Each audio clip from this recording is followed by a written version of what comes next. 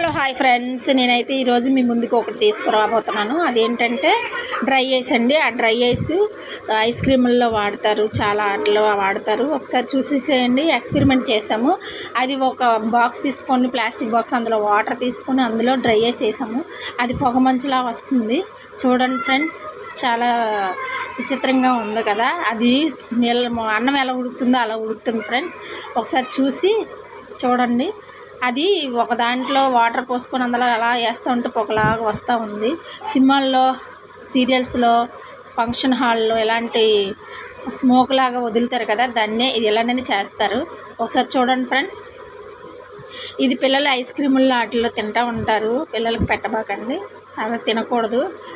చాలా health problems వస్తూ ఉంటాయి. లాస్ట్కి అంతా అయిపోయిన తర్వాత లాస్ట్లో చూడండి, ఇలా గడ్డలుగా ఉండిపోయింది. అది ఐస్లా ఉంటుంది కానీ ఐస్ కాదు ఫ్రెండ్స్. చూసి